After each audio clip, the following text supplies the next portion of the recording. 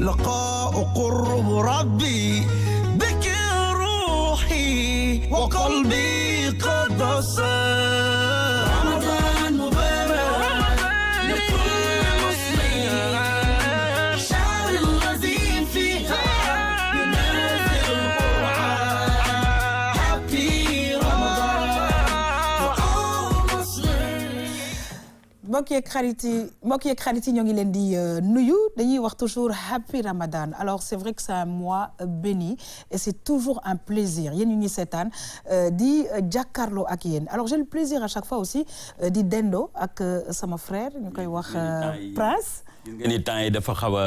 mais yaa ngi si ah Prince naka def maa ngi lay nuyu. maa ngi lay nuyu yaa xam. maa ngi nuyu ñu ñuy seetaan. di la sant bu baax a baax. ñu am nag ci wet gi ki nga xamante ne bi tey mooy sunu invité Cheikh maa ngi lay nuyu. nuyu naa la yaa xam. ñi ngi lay fay dinañ ñëwaat ak yow dans quelques instants alors Prince gis nga nag dafa mel ni Abdourahmane aussi sa xarit la ma bàyyi la ak Abdourahmane. non Abdourahmane daanaan la. dafa am ku ñu seetaan mu ma mais Prince. Abdourahmane est-ce que xam nga ko ma ne ko non. mu ne ma est-ce que du rakku Dambeng. Ah, Dambeng, non, le comédien. Comédien. Non, mais l'autre comédien, l'autre grand comédien. Non, je suis plutôt le frère de notre grand comédien qui est décédé, Lamine Mbengue. Lamine Mbengue, qui a été avec Mok Dambeng derrière Ligue 1. Mais xanaa xamoo Lamine Mbengue. def nañu lu ne man ak moom ci àdduna bi. muy Sénégal France partout. Paris il était donc bi mu yoree benn R5 bu sonn. def ñuy jël ñu war a dem tourner. mais bu taalee rek. ñu dawal lu mat 4 rek R5 bi paan. ñun ñëpp dañuy wàcc nag di pour. ñun ñëpp jaar nañ ci nag. mais moom c'est toujours le message qu'il a voulu donner. waaw faut faire mën nañ def lu rëy. avec de petits mots. Alors je pense que ça c'est un message. waaw c'est un message très fort. C'est pas par hasard nga souligner ko. Exactement. Je pense qu'il est important de revenir si yenn valeurs yi. di xamal suñu bopp. di xamal ndaw ñi. ne àddina xëyul xëy sotti. dañuy commencer ci benn. soog a dem ci leneen. Et je pense que c'est après qu'on a la possibilité de raconter des histoires à nos progénitures. Alors c'est une façon de dire bonjour à notre très cher ami Abdourahmane. di la dalal jàmm bu baax a baax di kontaan à chaque fois yow tamit di feggoog yow ci émission Album Ramadan. Ouais, c'est toujours un énorme plaisir comme on dit ici. ñëw feggoog sama mais ndaanaanu jigéen dañ koy wax ah. bien sûr. jongo may ci weeru koor yi nga xamante ne di leen nuyu commencer par soxna Aïcha Touré. ak soxna Maimouna Sy madame Guèye ak yaa xam. nee naa leen nag pendant le Ramadan dañ xool lan mooy secret parce que elles sont encore plus magnifiques. pendant le Ramadan. C'est le mois béni. Oui, c'est le mois béni mais gis nga la femme africaine quand elle est dans des costumes africains. da koy jox benn genre aura envergure boo xamante ne. Macha Allah moo tax dama naan jigéen boo leen sañoon chaque jour vendredi lay doon. doo leen xam sax taar bu mel ni jox quoi. mais elles sont magnifiques en tenue traditionnelle. Alors moi je dis que vous aussi vous êtes magnifique en costume africain tout simplement. Alors Aïcha toujours di kontaan di la dalal ci plateau bi Aïcha macha allah weex bi daf may rappeler tout simplement ne que Aïcha incha allah alxayri bi léegi mu jot.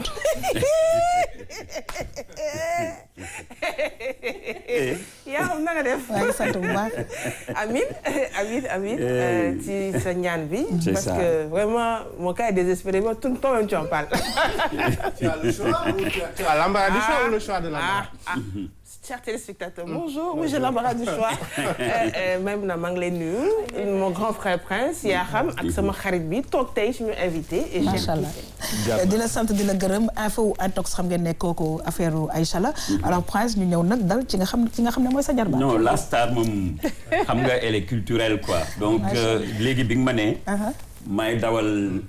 Cheikh ma ni non dama koy delloo moom may. kon nag tey du ma wax nee na ko Bandung. mais damay wax tout le monde Bandung c'est ça.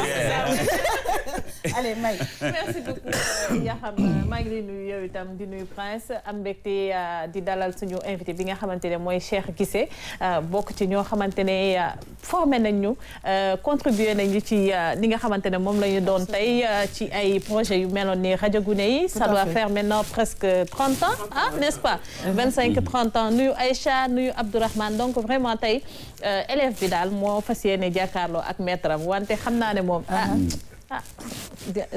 du yomb de voilà Yaxam mu ngi noonu. ñu ngi sant Prince di gërëm bu baax a baax di sant nag képp ku nga xamante ne bi saa su ne da ngay ñëw toog ci suñu plateau bi ñu échanger. alors cher c'est un honneur pour nous di la recevoir. parce que je pense qu'à un moment donné. révolutionné ngeen li nga xam ne moom mooy musique sénégalaise. je pense que c'est depuis les années en tout cas ci li ma fekkee 94. qu'on a eu le plaisir de vous recevoir ici à Dakar FM.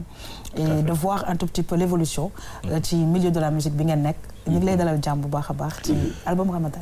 oui salaamaaleykum ziar ñëpp. ñaanal ñëpp jàmm ak koor bu nangu. ci weer bi sell bi ñu nekk. kontaan ci ne fii.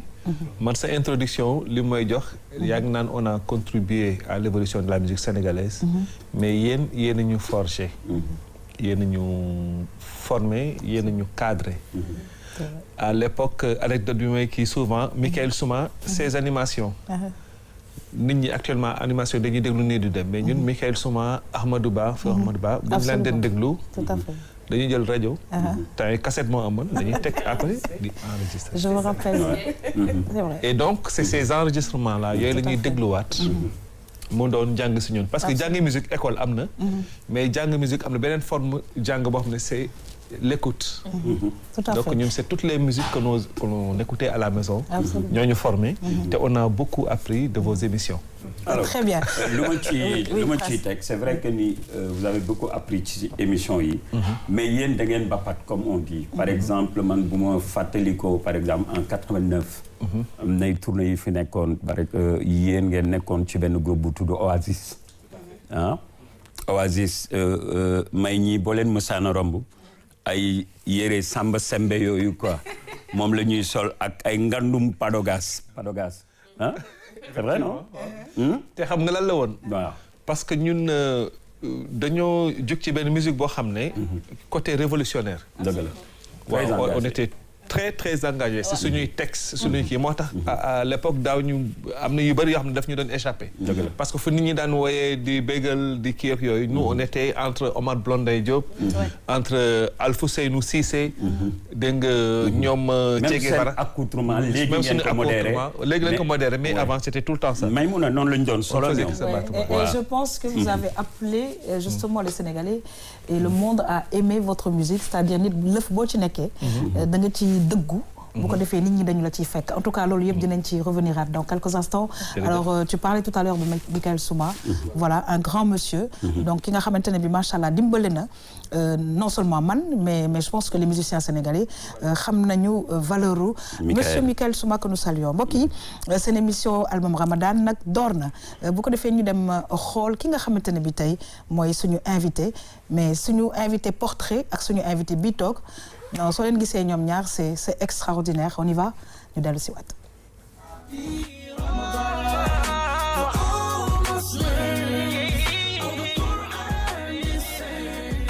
Maguette Yarax Yoro Yarax Maguette Yarax musicien du groupe Les Frères Guissé sama activité nag c'est l'art en général parce que bëgguma wax musique kese parce que li ma yëngatu ci biir art bi dafa bari. li ma ci def bari na moo tax ma ne je suis artiste du ma seulement musicien ba ma commencé musique nag yàgg na parce que année 80 la je me rappelle j'étais au lycée ba ma jógee Yaraax ci activité association bi Kasanka bi dama dem lycée Blaise Diagne nekkaale ci activité culturelle lycée bi nekk ci foyer bi bon nekkaale aussi à l'internat nga xam ne dafa doon yomb pour man pour samay répétition ak yooyu alors dem naa ba doon diriger sax troupe théâtrale lycée Blaise Diagne bi sama activité yi nag nekkoon loo xam ne man dama dem ba fàtte ni sax man dama ñëw pour jàng tellement que activité culturelle bi c'était tellement fort ci man foofu lañ ma njëkk man foofu laa njëkk nekk star nag mooy Blaise Diagne avant Frères Guissé dafa am lu xew mooy que ñun dañoo nekkoon ci ay orchestre à l'époque je me rappelle bien afro jazz lañ doon def xam nga musique afro buy xale yi di xëccoo nii ñun loolu mooy suñu formation loolu lañ def pendant une dizaine d'années balaa bon man ma ñëw Oasis à l'époque Cheikh il faisait des chœurs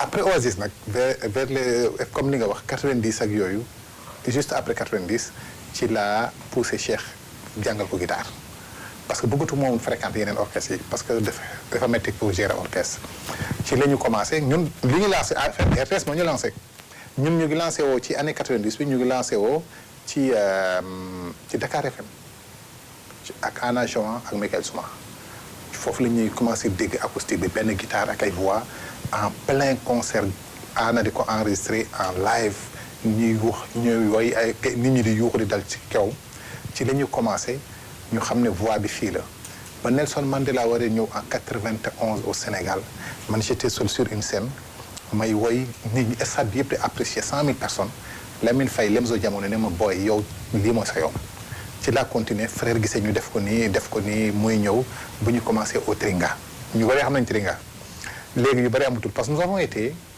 le premier groupe boo xam ne da ngay ñëw au lieu ngay woy ay musique tubaab comme hôtel yi ni ñu koy bëggee mais ñun dañoo indi suñu répertoire nous avons été les premiers à jouer suñu répertoire ci hôtel affaire bi nag dox Sénégal bi yëpp di fa tase ñu bari xam nañ Tringa ay souvenirs yu neex alors Tringa nag après ci lañ géré ñun suñu benn boîte suñu benn restaurant bu tuddoon Planète Café ci loolu lañ déparé nag après nag tournée yi nag ñëw ak la musique qu'on fait xam nga nous sommes le seul groupe sénégalais boo xam ne ay 2 personnes la 3 personnes loolu moo tax nag après ak musique bi léger dépouillé xaw a international moo tax frère gisee ak finalement yoon bi lu ñu koy laaj à l'extérieur bari voyage yi bari moo tax ñu bari sax commencé ñu fàtte parce que voyage yi moo bari woon xam bu ñu lay laaj moom te obligé nga dem parce que loolu ngay ñaan daal nga tasaare li nga xam ne moom nga yor ci xam-xam ak ci ngëm-ngëm mais ça va quoi ça a été une belle fu mu nekk nii jusque là.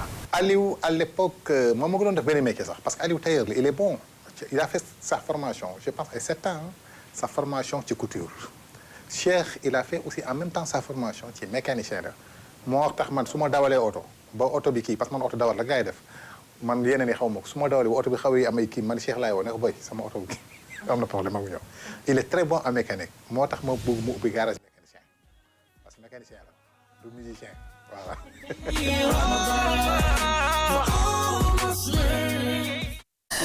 alors Prince maa ngi koy wax sànq nee naa ñoom ñaar soo leen déggee c'est vraiment autre chose. Alors moi je pense que famille ñii la war a mel am une certaine complicité.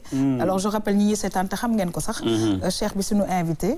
ki nekk ci portrait bi macha allah ce sont des frères. mais des amis. doo ko laaj ki doon génn nu mu tudd. mais Cheikh wax leen nu mu tudd. kii mu ngi tudd Michael. waaw mais Michael damay dégg Michael fan la jógee Michael boobu. Michael temps bi ñuy joué Oasis bi muy wax dañu doon joué en même temps ak waa Missal. Missal bu Padois. waaw bu ñu amoon yenn concert dañ leen di invité ba bu fekkee effectivement Oasis tas na. dañ leen ñoom jël joob ak ñoom di répété ak ñoom. def ak ñoom concert. léegi que ñoom Samba Lawbe bassiste bi lañ doon répété à la Padois. yaay Samba Lawbe bu jibi ñëwee fërëx dugg génn laaj ci génn dem. bu bàcc ñëw mu ne ko bàcc sa xarit bi ñëwoon na fi mu ne ko xale mu ne ko tukulóor bi mu ne xal la ci waay mu ne ko waay kooku kii kër ga ba mel ni Michael donc yaay Sambalaw bi moo tuddee jibi Michael donc maa ngi koy nuyu de passage Sambalaw bi un excellent bassiste qui vit à Paris actuellement voilà donc excellent donc yaay Sambalaw bi moo tuddee jibi Michael. Très bien alors Prince ñu ñëw nag ci parce qu'il en a un peu parlé c'est-à-dire que ça a commencé depuis l'école depuis Blaise Diagne. Bon après mu quand même jàngal son frère guitare. ba mu mokkal tu vas nous en dire un peu plus. oui. Cheikh waaw dawal. waaw mbir mi loolu la ça veut dire que chaque fois dañu doon fréquenter ay groupe groupe bi mu doon wax Afro benn groupe la bu nekkoon aux HLM. ak un certain Moustapha Diop bi joue actuellement jazz. groupe bi d'ailleurs ça continue tuddee nañ ko groupe Jàmm. mais vraiment nous étions les révolutionnaires quoi si suñuy texte si suñuy comportement suñuy concert et tout.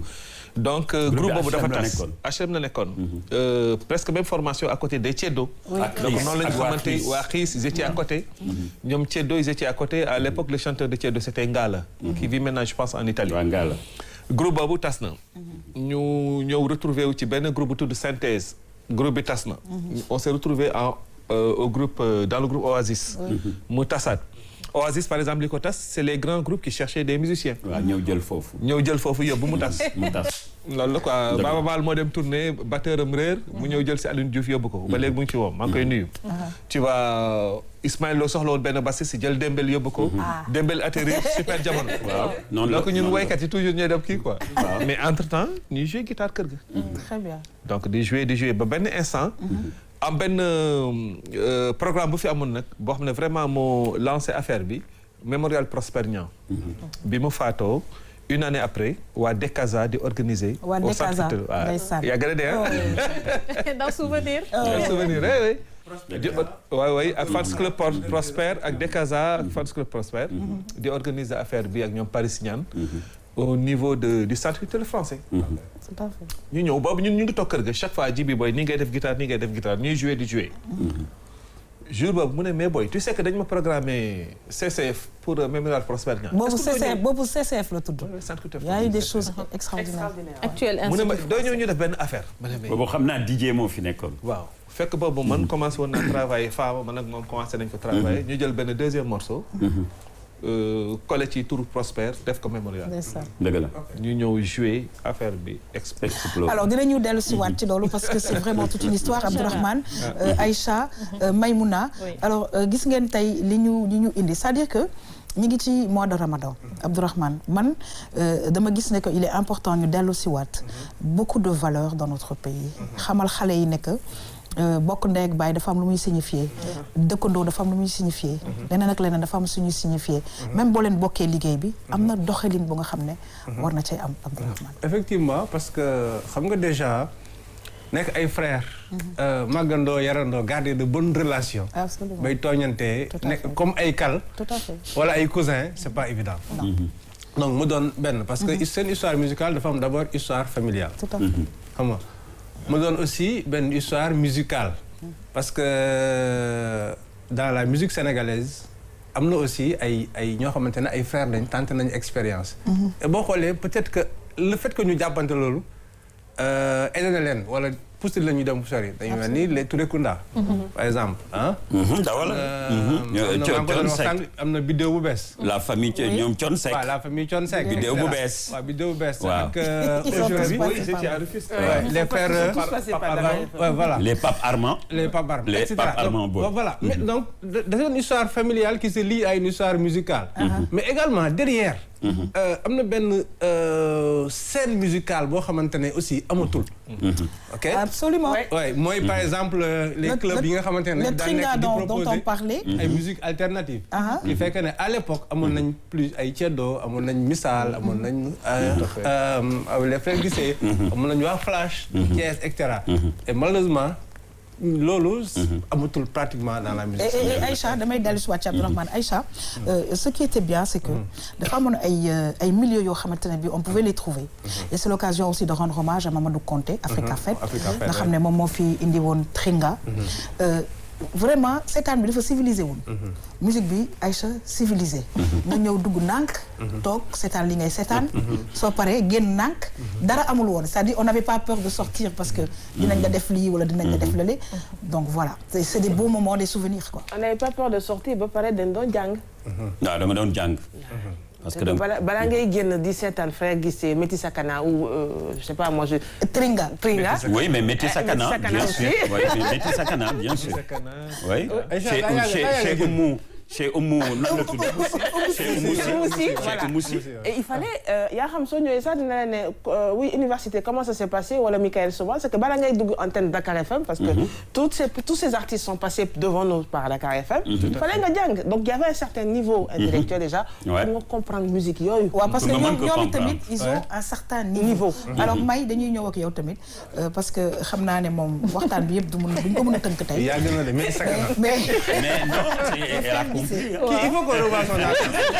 yaa xam kii il faut ñu xoolaat alors les frères Guissé comme j'ai dit tout à l'heure à Djibi parce que bokk naa tamit ci ñi nga xamante ne bii gis nañ leen début ñuy évoluer di dem on a vu que ils ont fait de sorte que musique bi ñu benn musique acoustique bi ñu parce que c'était pas évident temps boobu mais ñu def de sorte que sénégalais yi accepté ko dund ko ba bëgg ko ba d'autres groupes ont suivi. waaw absolument comme ni nga ko waxee ñu nekk ñoo xamante ne dañu indi seen empreinte ci musique sénégalaise peut-être xëy na man du ma mën a wax au même niveau que ñeneen ñi ni ñuy waxee ndax différence d'âge bi. mais je peux me souvenir dinaa fàttaliku par exemple suñu daan def ay concerts. Fii au Sénégal ni mu daan feesee comme ni nga ko waxee dans certains endroits Métisse Kana bi ñuy wax Abdou nee nga dinañ xoolaat âge Aïcha mais man tamit Métisse Kana su ma la nee dem naa ma tu te rappelles de la rue première adresse mail bi ma am à l'époque c'était Caramel il fallait se déplacer dem ba foofu pour nga mën ko ubbi donc voilà mu ngi noonu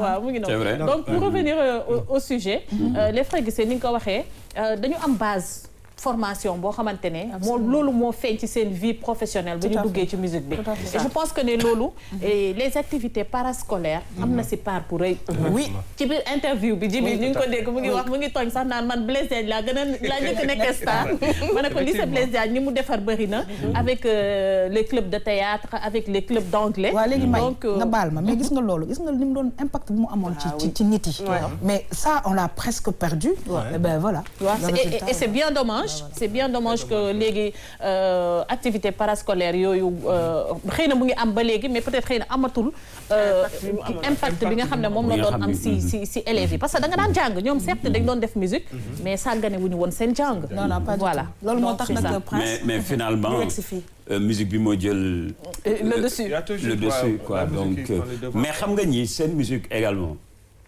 da ngay gis ni bu ñu doon labelliser fidélité loolu seen musique la ñoom parce que da ngay gis ni seen fidélité li sawaay wax mu ni par exemple ay ñaari mbokk la ñu ñuy ànd mais ba pare rubi boole leen muy passion bi musique bi mais da ngay gis ni depuis ñuy ànd les deux frères musuñu changer musique bi tamit musuñu ko changer pour mën a nuru ak lenn pour am dara.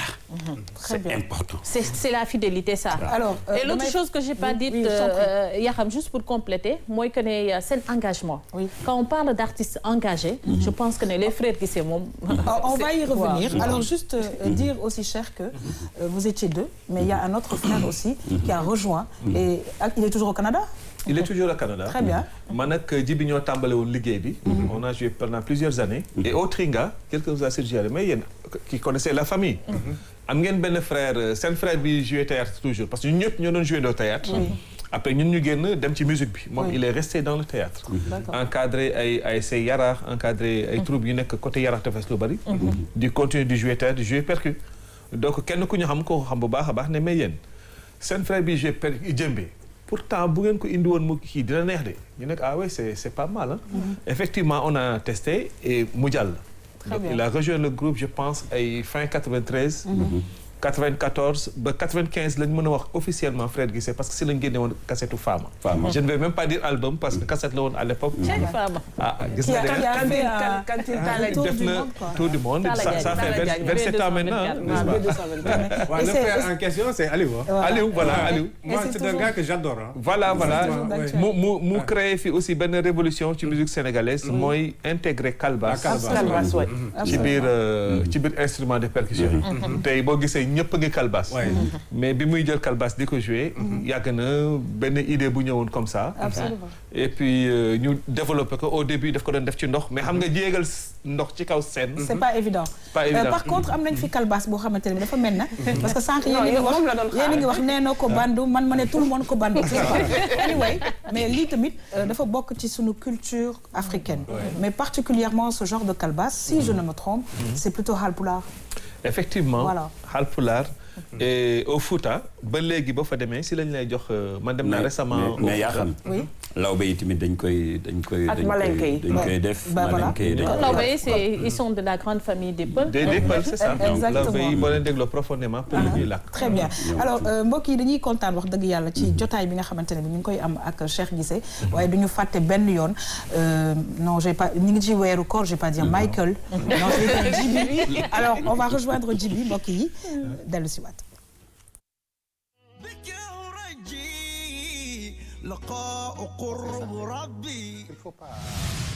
il faut pas bu ñu arrêté sport bi mais ça dépend naka ngay sport rek man le matin su ma xëddee ba pare su ma déposé xale yi damay dugg ci parc bi damay dox le matin ba ci koor gi bi damay dox je préfère ma dox tuuti def tuuru parc bi def ko 2 fois par exemple 3 fois ça dépend 2 fois weeru koor la et puis dox donc ça me permet non seulement ma génne stress bi maa ngi am stress nu mu ko dàkkee mais maa ngi amaale physiquement sama battement cardiaque bon koor gi dañ ciy tere mooy yenn sport yu métti quoi c'est un peu dur et que côté santé comme on le dit nu mu mën a apporter nit pour man bari na quoi ci la ñu war a profité xool parce que je me rappelle bien am na ci réseaux sociaux yi fi ma gis ñu ne am na benn médecin européen bu conseiller ay patient am xam nga ñuy woor loolu Allemagne sax dañ ko doon def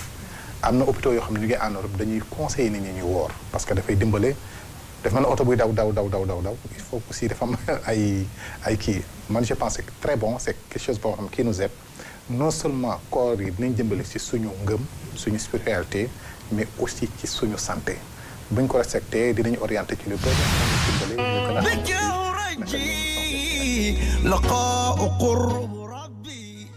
bu baax a baax Prince Djiby ci li mu ñëw ak ñun parce que c'est vrai qu'on en a santé on en a parlé je vais devoir parler de santé corps ak effort physique corps ak sport ak apport bi nga xam ne corps da koy am ci le corps humain en tout cas corps ak effort physique kii moom wan na ni du gisoo guitare bi mu indi xam nga lii effort physique la n'est-ce pas Abdourahmane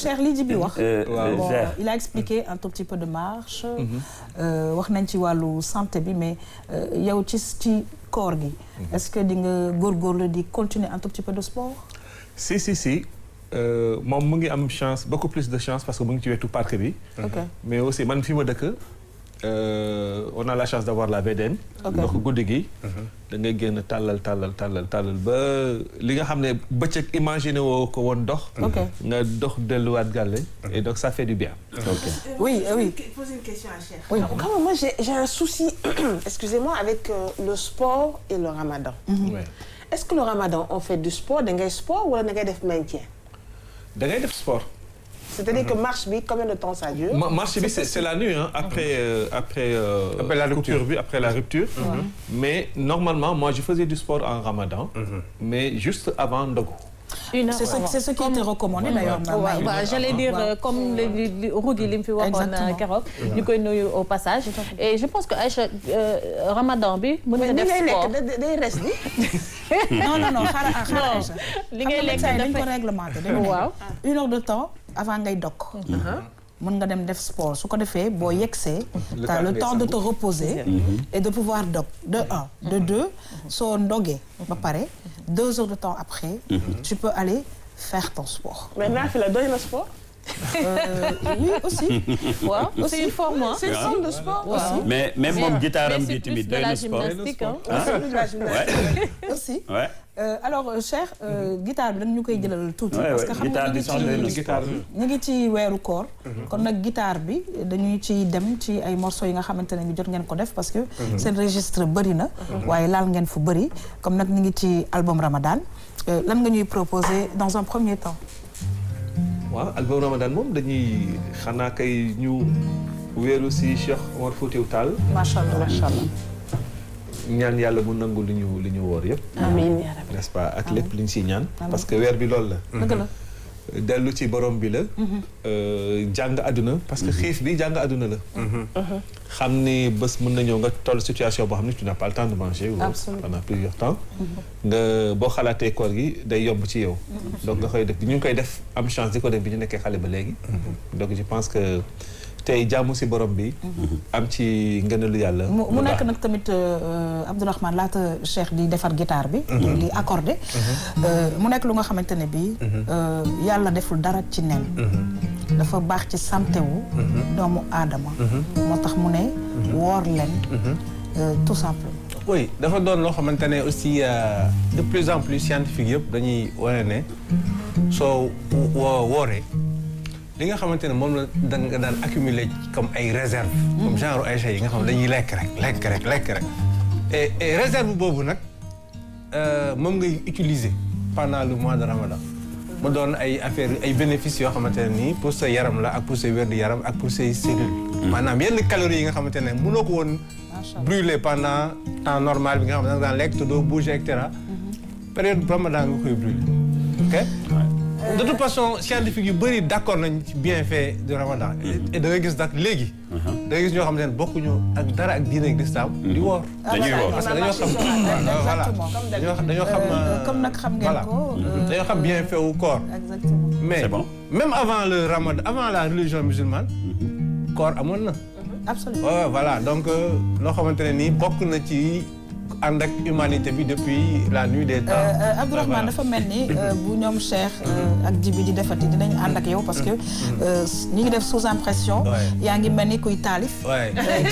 ci kaw alors Cheikh Guissé yéen ñi ñu seetaan du groupe les frères Guissé.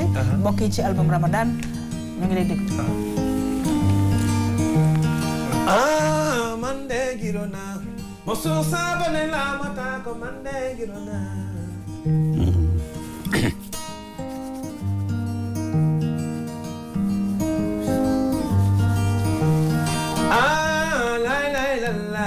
Mosu saabane la mata ko man de giro naa.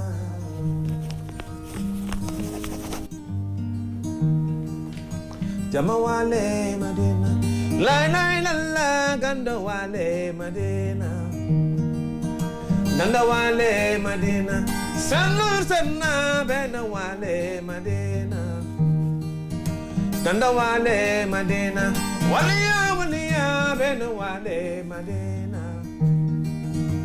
o wale banjagara say kumaran futi utara karna Kodo suba ko jëmooro naa ngay xool. wallaahi. Kodo Adama Aïssé. Iliman Siré Samba Dembaali mu tàttu alwaan. Kodo suba jëmooro naa ngay xoole. day dugg ci dëkk bi suba teel doon fi gan balaay jant bi soo mu doon chef de village. Omar Cheikh Omar Foutiyou Tall. jiite ñëpp. Tafsir Omar Seyk Omar. El Hadj Omar Gando Wale Madina Tafsir Omar Seyk Omar El Hadj Omar Gando Wale Madina o Wale Banjagara Seyk Omar Foutiyou Tall Madina aduna mande girona mosu sabane la mata ko mande girona mosu sabane la mata ko ku ñemewul ay doo falu. ku ñemewul ay doo falu. ak rasul. waaw ga. li ci nguur. lay la la. mosu sabane la mata ko man de girona.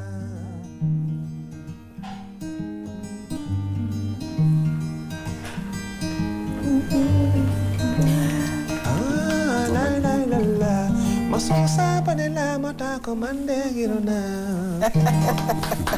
waaw Prince ñi ngi doon bàyyi mu daaneel alors damay ñëw ci yow parce que tout simplement gis nga way buñ ci gëstoo na mu waree dans la durée day mel na lu bees musique c'est bien ce qui vient de se passer non patrimoine la xam nga dafa am yoo xam ni dañu ko bàyyeel dañu ko legeel ñoom kay problème bi mooy kan moo ko ciy way ni mu ko war a wayee loolu mooy question bi yaa xam mais bari na comme ça fait combien d'années ouais ça fait plusieurs années ñu ngi woy quoi non je veux dire morceau bi nga non morceau bi waaw yàgg na morceau bi patrimoine la mu ngi jóge ci jaar na Mali waaw fu nekk la jaar non je parle de frère Guissé frère Guissé bi mu koy woy waaw bi ñu koy adapté ak léegi 94 la 94 voilà ça remonte à effectivement ay 26 ans affaire yooyu mais chaque fois c'est vrai que am na benn touche bu bees boo ciy indi. tout à fait am na noo koy yëgee. waaw xam nga dafa am lu am ci woykat. ou bien ci ay artistes musiciens.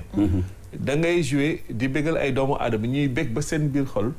mais am na des moments où même yow li nga ciy yëg moo gën a fort ñoom li ñu ciy yëg. Ouais, mais Cheikh Abdourahmane, vous serez d'accord avec moi. Nit ki looy def di ko yëg. Mais ñi ngi koy transmettre noonu lañ koy yëgee. Mais si tu ne sens pas ce que tu fais, moo tax je pense qu'il est important d'être passionné de quelque chose pour def ko. Même notre boulot, quand tu n'es pas passionné, quand tu le fais pour quoi que ce soit, je veux dire doo ko yëg te boo ko yëgul ñi koy seetaan ak ñi koy déglu duñ ko yëg. Aïcha yaa ngi ci yëg sa bopp. J'ai même pas de mots tellement ce que tu dis est vrai parce que passion mooy indi leg.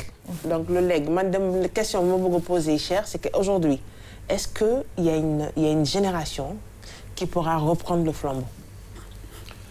Oui, fii au Sénégal bon on peut am na c'est possible d'essayer d'encadrer, de suivre, de cibler des jeunes l'avenir et pour leur former.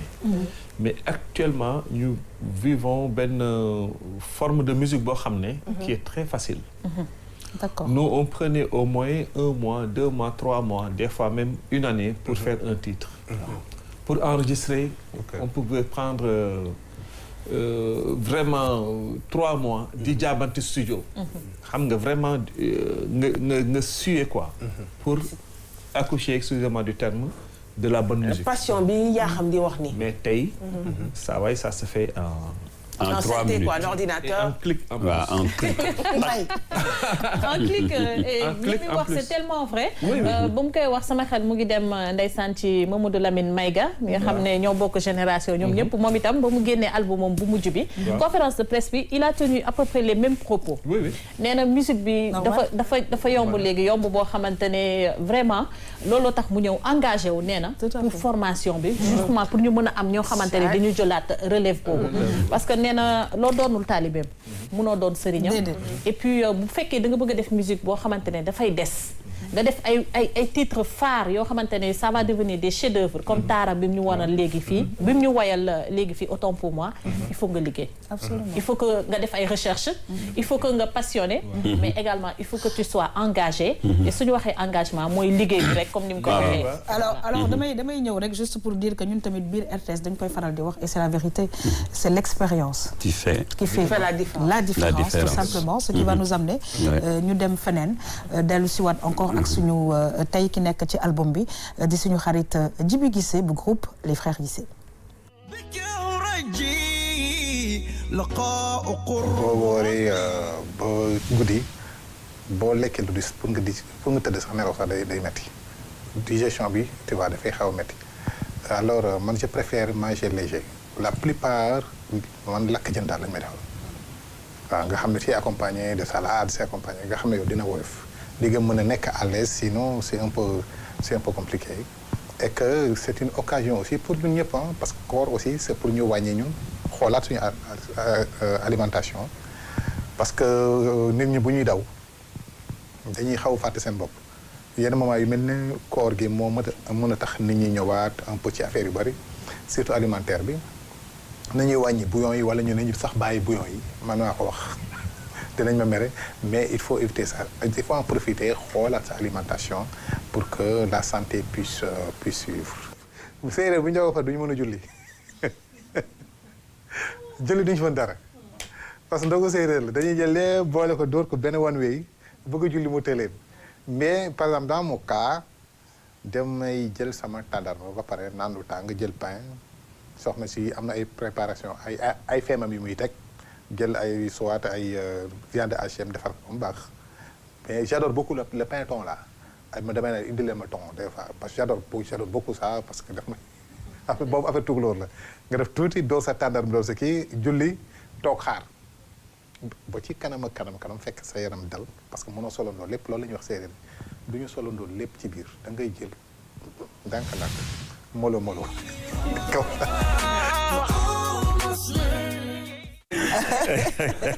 mais c'est vrai gis nga réalisateur bi dafa xam ni waa ji sonal na la quoi mais c'est grave Abdourahmane. oui mais moom xam naa ne comme ni nga ko waxee sànq fi mu dëkk à côté aussi. nee na lakk jën lay lekk. waaw xam naa ne day booru Yarax. xam naa ne day doxantu. dem wuti. waaw voilà dem wuti jën. ok waaw moom moo ma gën a jege. parce que ñoom effectivement. ñun ñu ngi dëkkoon ñun ñëpp. côté Sacré-Cœur. mais bi ñu jegee ku nekk di wuti fi nga nekk. ñoom ils se sont beaucoup plus rapprochés. parce que maire baa ngi woon Yarax. kër gu mag yi mu ngi Yarax toujours. ndeysaan maire bi il y a quelques mois la làqu. donc kii woon keroog en septembre. yàlla yërëm. donc dañ fa doon daje moo nekkoon quartier général bi quoi. donc ils voulaient tous se rapprocher de Hann. bon man j'ai habité l'autre secteur man leen bon. côté bi baax na mais de toute façon yoon mi moom. tout droit la. mooy front de terre bi. waaw tout droit la waaw. tout droit moom laa leen wax buñ booy foo nekk man leen tout droit maa ngi ci yoon bi di ñëw quoi. donc on se retrouve tous là-bas ñoom effectivement ñu ngi ci secteur u Hann bi quoi. mais lakk jën yeeg. yooyu effectivement dañ koy conseiller. parce qu'il faut manger léger. absolument ñun dañ ko tàmm. parce que à chaque fois bu ñu doon yéeg ci kaw scène. on évitait de manger lourd. daanaka sax ñun dañ doon jouer ba pare. parce qu'on aimait bien rester vraiment en forme. parce que 2 heures de concert 2h30 de concert. ngay tëb di dal. àndul ak. kan moo si gën a am appétit entre vous deux. ku si gën a am appétit. ok alors Djiby va me dire. ma ne ko Djiby va me dire c'est cher. oui Aïcha donc li mu wax je pense que am na solo. manger quand même léger. manger léger alors dama bëggoon Cheikh ñëwaat tuuti ak téléspectateur dans son menu Ramadan lan ngay ndogoo lan ngay xëddee. tu as beaucoup de questions de Cheikh ah Cheikh prépare-toi. non ndogu bi comme c'est presque pareil partout à mon avis. Kékéliba moi j'aime bien. jël kékéliba def ci naana. très bien. bon pour le cholestérol. tàndarma bi am na benn secret bu ma mosoon foree on était en tournée au Canada. je vais en profiter pour saluer une amie qui est là-bas. Rougui Dia. jabaru Ndiaye si fa laa doon ndogu souvent à Montréal. moom dafa doon opérer tàndarma bi. waaw def ci benn affaire. def ci benn affaire mais ban suñu secret la. Aïcha moom dañ koy jaay. mais Aïcha toi aussi. baaxee ñu ko. Cheikh xam nga Ramadan bi ci des xam na bëri xam nga ko tuuti. à peu près 2 semaines. waaw léegi dañu koy baaxee rek. non bu ko opéré ba pare dañu ko opéré ba pare. wala boo ñëwaatee. bu soo ñëwaatee. non da koy opéré. jël benn fromage def ci. wala beurre wala crème. ok. baax na daal ci santé noonu. dafa baax. donc mën na remplacer pain bi. parce que pain bi boo ko duggee rek. waaye doo reer. c'est clair pour Abdourahmane. c'est vrai hein. c'est clair. c'est clair waaw il a raison. Abdourahmane day jël il faut que téléspectateurs yi tamit xam menu Abdourahmane day jël mburu bi def ci thon. def ci soble def ci oignon. def ci tomate. def ci chocolat. def ci non ça va. et puis après il prend son chocolat chaud. lekk. dem julli timis. après toog dooraat ci ceeb bi yaa xam. c'est pour ça que il est tout en temps. am na yeneen détails yu sew parce que ay nga dugg ut benn. am na ñu koy def léegi akara. surgelé. akara surgelé. bi ñu ko découvrir yàggul. ok soxna si moom lay jël. defal ko teg ça fait depuis cette année. c'est très bon. oui. mais magnifique comme akara bi nga nekk temps booy ah. c'est-à-dire que romb nañ ko plusieurs fois ci supermarché bi. plusieurs fois naan boo du neex. mais jour bi ñu juumee balaal ko. c'est très bon. ba léegi nga jël écoutez on va essayer. foog ñu testé ko de boobu moom doon leen koy jox boobu. waaw dañuy kontaan nag mbokk yi ñu seetaan si album Ramadan bi tey parce que voilà comme fi nu mu nekkee une famille. très relax. noonu la suñu ki nekk si album bi. ak frère am. di machallah def liggéey bu rafet aussi en dehors de la musique et je pense que loolu dinañ ci ñëw dans quelques instants mais laata loolu man affaire bi daf may xaw a intéressé trop est-ce que doo jël sa loxo bi rek xaw a wàcc jëlaat waaw guitare bi Prince mu jëlaat guitare gi tuuti parce que waaw ñu xool un tout petit peu ci Ramadan guitare bi waaw am na ci benn morceau boo xam ne dama ko composé loon Mame Abdou waaw mu nekkoon koo xam ne ku doon dajale Sénégal. dëgg la. doon waxtaan lu bëri aussi ci koor gi. absolument di koy jagleel jullit yëpp quoi. ñu amoon chance bi ñu am toujours au Sénégal mooy que muy jullit di chrétien.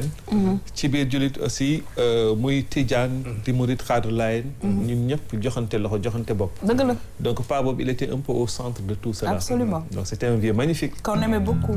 qu'on aime toujours beaucoup voilà qu'on aime toujours ah. donc di fàttali ko ay mbiram. tout à fait macha allah mos naa ko composé bi mu lakkoo.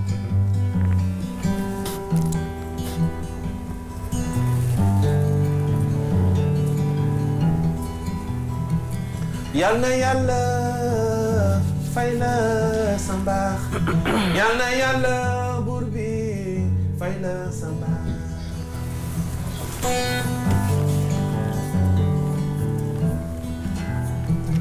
yal na malaaka yërmande teeru la teral la ubbil la buntu àjjana macha allah. fi nga ne tey war naa leer yàlla na leer ba mel ni jant bi ñu tiim yàlla na feex ba mel ni àll bu taw bi bàcc ba ba yàlla na yaa ba mel ni fi nga daan jaamoo sunu borom Maam Abdoul Aziz Sy Dabakh Malick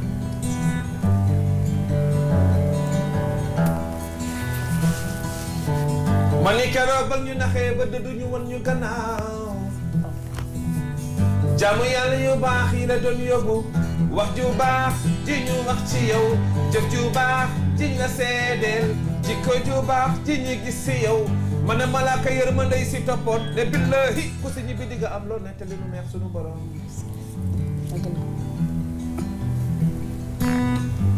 maam Abdoul Aziz Sy ñun mënuñu lu dul ñaan nañu ñaan wallaay. duñu def lu dul ñaan nañu ñaan dañuy ñaan ku fa yëkkoon ndeysaan. dañuy ñaan ci borom asamaan si ñu tiim darajey borom barrière wurus ba ca Medine kattanu yàlla ak darajey Muhammadu Rasulullah yal na malaaka yërmande teeru la teral la ubbil la buntu àjjana. macha allah amin nañ koy waxee rek Dabakh Malick alors c'est vrai que il nous manque énormément ni wax Dabakh rek tout simplement macha allah suñu continuer sax defe naa ne xol yi dina tooy mais voilà un vieux extraordinaire c'est-à-dire ku ñëpp bëgg dafa am ci suñum réew ci ay mag te mag ñooñu ñëpp macha allah ñoo ngi leen di nuyu bu baax a baax di ñaan ñi fi ne yàlla yàggal leen fi te ñu wér lool macha allah mbokk yi du ñu def rek lu dul dem xooli nag ndaali ndax moom day faral di génn di dem di am yu ñuy indil bu ko defee ñu continuer waxtaan bi macha allah.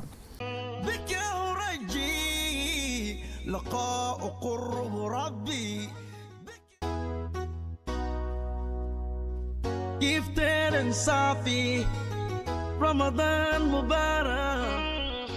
Maestro Prince yaa xam nuyu naa leen di nuyu ñi nga xam ne ñi ngi ci plateau bi toog ci album Ramadan ak ñi ñi seetaan ak invité bi fii boo leen ko xoolee sama ginnaaw xam ni ñi ngi ci géej gi waaye ñi ngi exactement yaraax tey yaraax la ñuy ñëw war a nag xool plage bi xool jën yi xool bagage yi xool gars yi nga xam ne ñooy gérer mbir yi waxtaan luy mën a defar toujours rek xam ngeen ni ñun moom toujours dañuy jéem a xool luy yokk da ngeen may topp ñu ànd dem seeti sawaay yaay booy doo may ma jàll xanaa jën amagul yéen a ngi jaay jën ya shahra ramadan bika uraji laqa'u qurb rabbi mën nañ ne li nga xam ne moom mooy jóge ci géej gi di ñëw moom la bee da ànd war a lijjante mais desi solide bi yëfi nit la te nit ñee ko fi def te nit ñee toog di jaay nit ñee fi liggéey est-ce que baaxul aussi est-ce que am na association sax bu taxaw fii wala mbir mu kuréel buy gérer wàllum environnement bi. plus de 80 associations aussi ñoo booloo def benn association tuddee ko CRAB waaw mu am président bi ñuy wax Abdourahmane Camara moom mooy président CRAB boobu. léboog koor moom loo ma ciy wax léboog ak koor. waaw lébu ak koor mooy nit ak koor rek. xam nga déet dama ne la lébu ak koor. waaw d'accord moo tax ma wax la loolu ma ne la lébu ak koor mooy nit ak koor rek xam nga koor moom du lébu du saraxule du joola du bambara koor jullit bi moo ko moom voilà très bien lébu ay jullit lañ ay liggéeykat lañ waaw ay lébu ñoo fi nekk ay Guet Ndar ak i marié rek kajoor rek dañoo jaxasoo ñun ñëpp ñoo fi nekk mais lébu ak koor mooy jullit ak koor rek.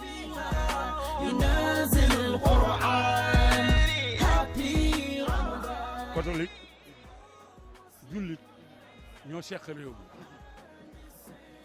comme ñoo ko seq nag te kenn ku ne am nga sa bis kenn ku nekk am nga sa xew kon lii ñuy def lu jaadu la lu rafet la mooy catholique yi bu nu xewlee seen bis seen teraanga ñu defal ko jullit yi bu nu xewlee seen xew seen teraanga defal ko catholique yi ndax ñoo bokk réew mi te mën nu ko séddoo loolu lu rafet la ndax yàlla moo ne wax ni lakum diinukum waliya diin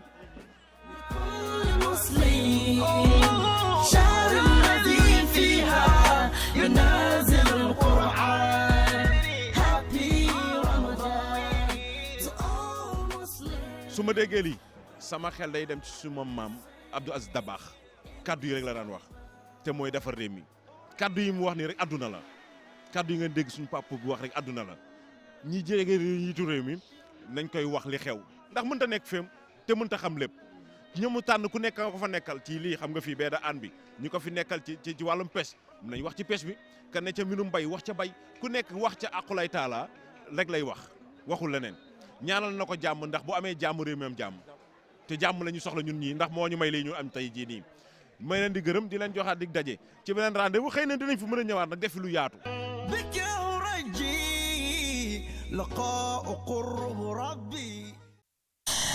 waaw dañuy kontaan nag Prince ci ndaal yi parce que fu ne lay dem gis nga ndaal yi ci environnement la dem waaw mais gis nga ñii ci loolu la ñu yëngu Cheikh waaw ba ci seen festival bi ci loolu moo ko tax a jóg tout à fait ñu ngi yëngatu ci festival depuis plusieurs années. dégg nga li mu wax festival. waaw xam nga nag ñun dañuy faral di lëkkaloo ak ñoom. donc Cheikh xam na ne fekk naa leen fa. effectivement xam naa bu baax ci liggéey ba ñu ne. effectivement macha allah parce que nekk natifu Yarax. juddoo Yarax màggee fa te combattre environnement soxalu la.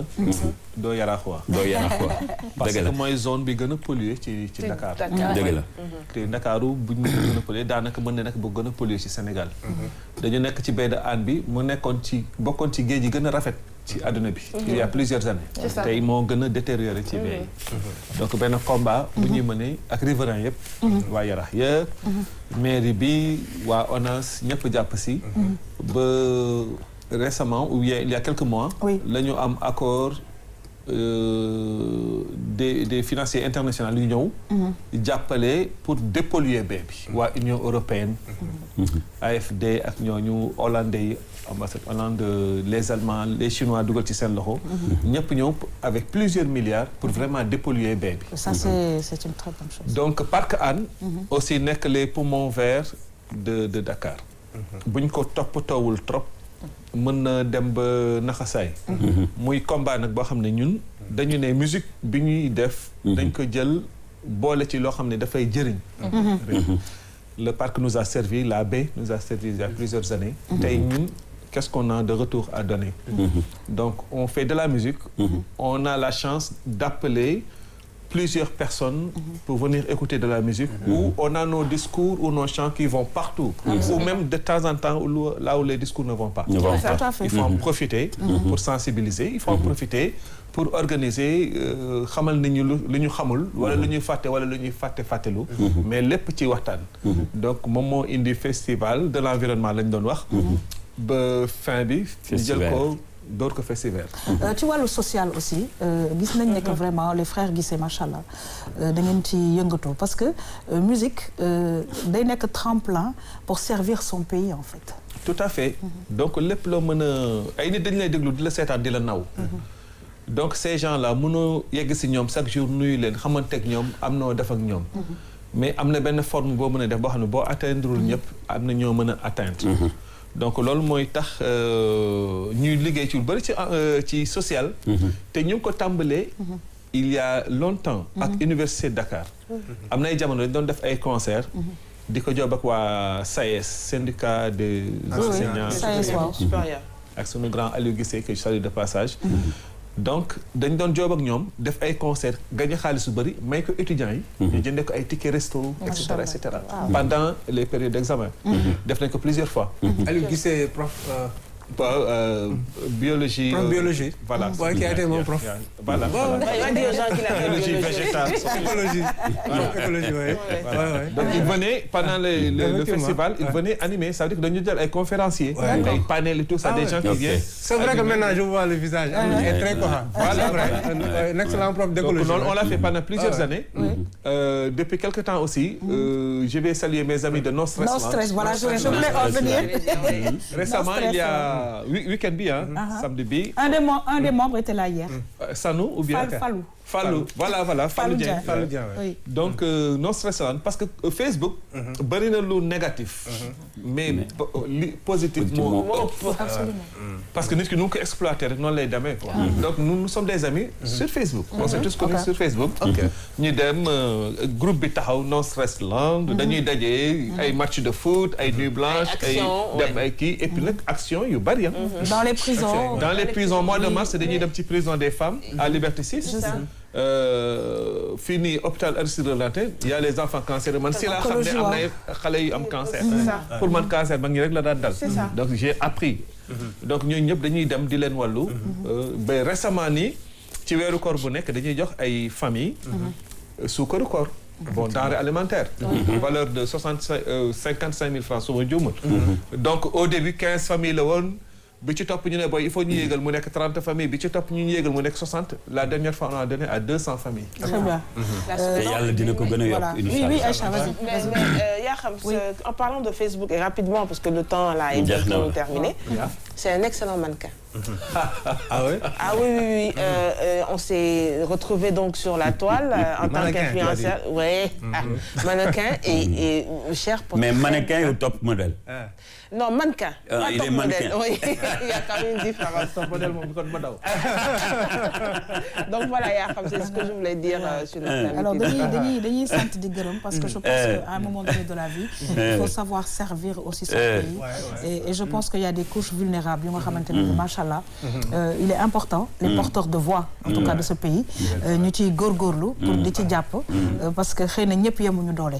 Et justement ci mois de Ramadan bi il est important de continuer ce genre d'action. C'est ça. Alors malheureusement émission bi dafa terminer mes chers, on va terminer avec ta guitare. Par contre je demande à Aïcha mu jóg jëlal ma cadeau yi nga xamante ne bi machallah RTS da ko jox suñu xarit cher jëlal ma benn plateau ak bële en attendant ak tàndarma bi. waaw bu ko defee ak tàndarma bi ñu dox ko suñu xarit cher di gërëm di sant bu baax a baax Abdourahmane maa ngi lay sant bu baax. oui maa ngi lay gërëm yaa xam di la sant. toujours un plaisir. c'est toujours un plaisir de saluer le leadership positif de. exactement xamante ne des frères Guissé. tout à fait. c'est bien suñu artistes yi am ay causes. absolument nobles di ko défendre. tout à fait. et voilà di leen remercier. surtout pour la BD Anne ak le parc.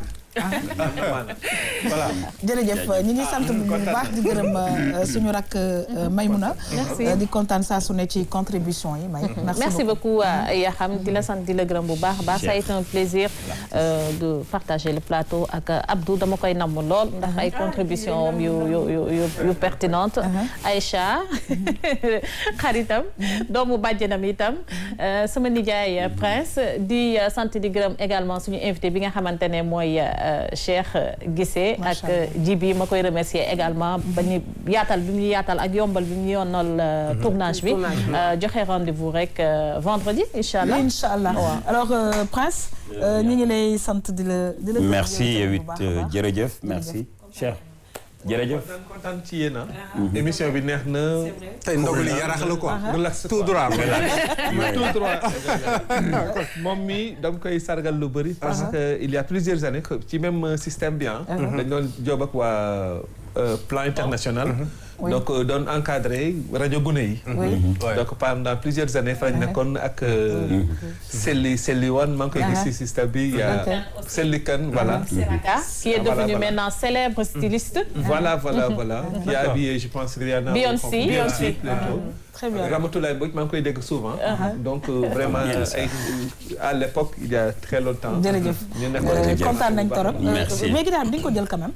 bu ko defee ñu mbokk yeeg xarit yi ci guitare bi ak suñu xarit Cheikh la ñuy jeexalee émission bi. di remercier toutes les équipes techniques qui nous ont accompagnés machallah di remercier tous nos téléspectateurs di leen jox rendez-vous comme d'habitude rek demain inchallah pour beneen émission album Ramadan toujours sur la RTS2. Merci beaucoup et surtout très bon dogu à tous. nañ dem ba Tuuba siyaare bay naat na sanga ba ca daaray kaamil yaa jara woolo muridu laaye rijalu laaye sanga ba ca daaray kaamil yaa jara woolo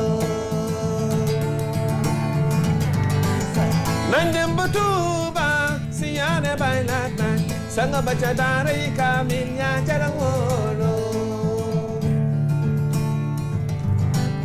muridu laaye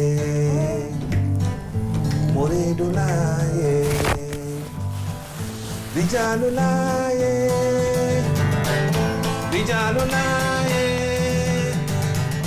sanga ba ca daaray kaamil yaa jara woolo Mashallah. Thank you. قرب ربي بك روحي وقلبي قد